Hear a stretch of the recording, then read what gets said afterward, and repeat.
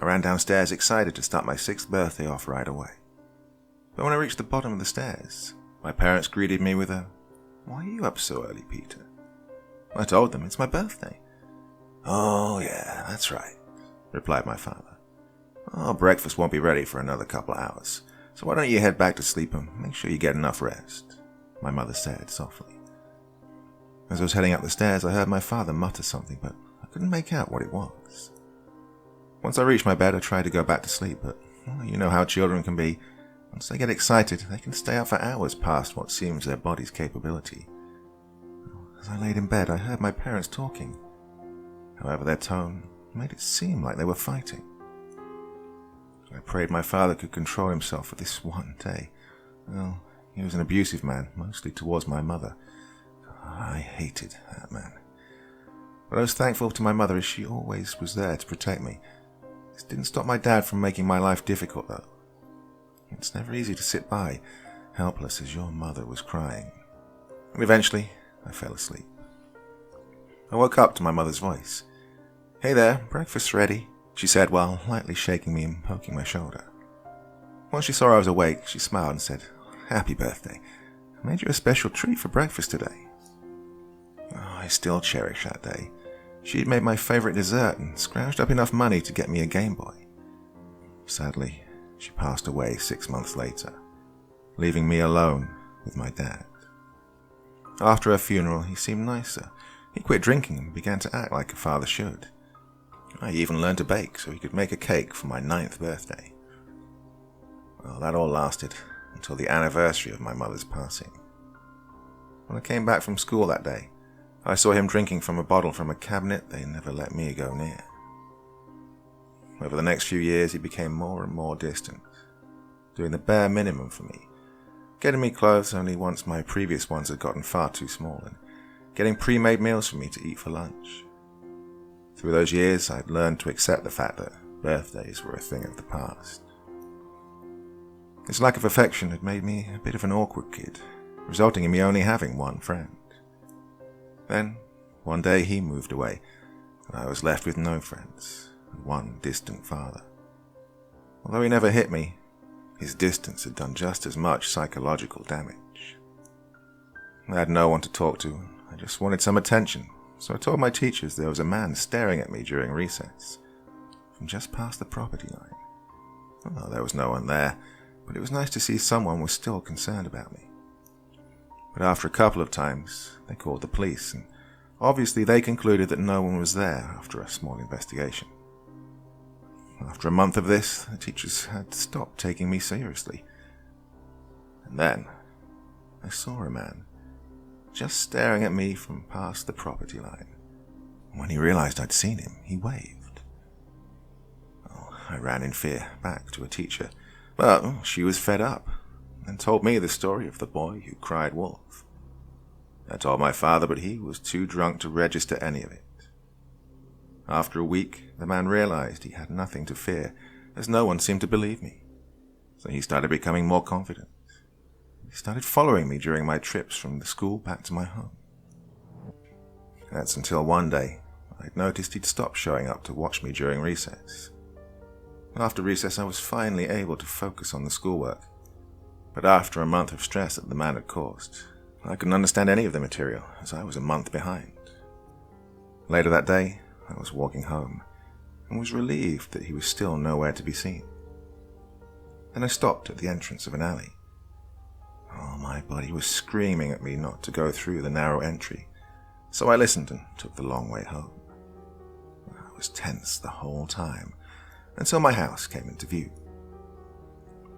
I walked up the steps and opened the door leading into the house. As usual, my dad would be sitting on the couch watching TV, but wouldn't even acknowledge the fact that I'd entered the house. And, as usual, I'd just go to my room to play on my Game Boy. But as soon as I entered my room, I could have sworn I heard my mother whisper, "Leave and call the police right away." At first I thought it was a hallucination, but the same feeling of dread that I'd felt in front of the alley had come back. I went back downstairs and picked up the landline to call 911. However, it seemed like it was broken, and my father hadn't bothered to fix it. So I went over and told him that I thought there was someone in my room. He looked over to me, paused for a second, and then returned to watching his TV show. Defeated, I went back upstairs to my room and made sure to keep my door open in case I needed to run. I sat right beside it while keeping my eyes on the closet door. I did not dare to divert my attention for even a second, so the Game Boy wasn't an option.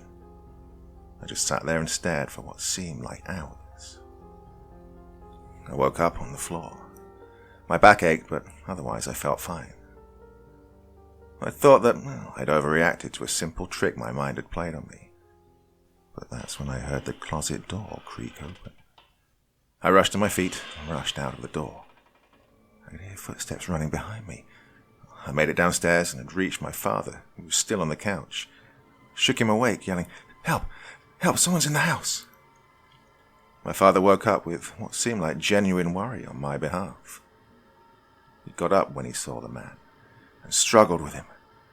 But my father was too wasted, and the man eventually won over. I'd made my way to the back door by the time my dad hit the floor. I'd begun to open the door when a force from behind me forced the door shut. That's the last I remembered, before waking up in a cage in a windowless room. I saw another boy there, also trapped in a cage, with his back turned to me.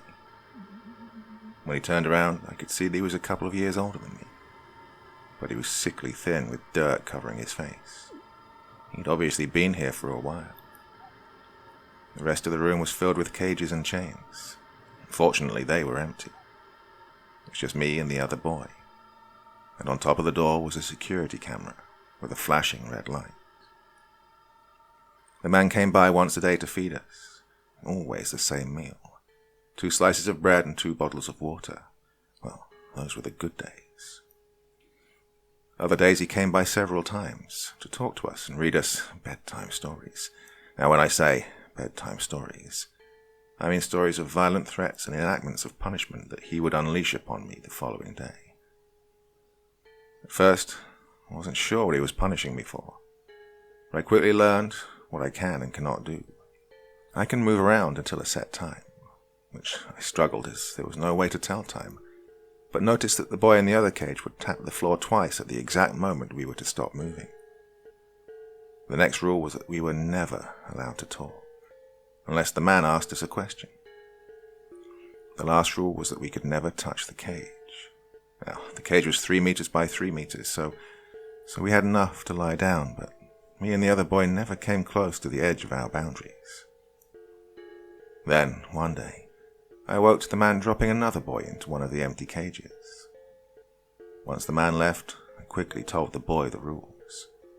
I knew I wasn't allowed to speak, but I thought that I could take 1 day of punishment to save this boy a month's worth of physical pain. But I was wrong. It turns out there was a 4th rule. If you tell anyone else the rules, they would immediately be killed, while your eyes were taped open and you were forced to watch as he killed them. The next time another boy came in, I kept to myself and watched as the man beat the kid over and over again, until he died about a month later. I guess he'd lost too much blood. This went on for what felt like years.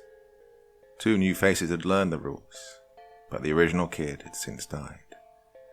As you could guess, 2 slices of bread and 2 bottles of water a day were not enough for someone to survive. Then one day the man came in with another boy. He looked stressed this time. The boy was screaming the entire time, "Do you know who my parents are?" Later that same day, the police came by, arrested the man and set us free. I later learned that I was in that cage for 3 years. Well, I was happy to be out, but furious that if someone had just listened to me, I wouldn't have had to live through a 3-year nightmare. So, maybe next time you see someone begging for attention, instead of ignoring them, try and give them healthy attention while aiming to cure the problem before it gets worse.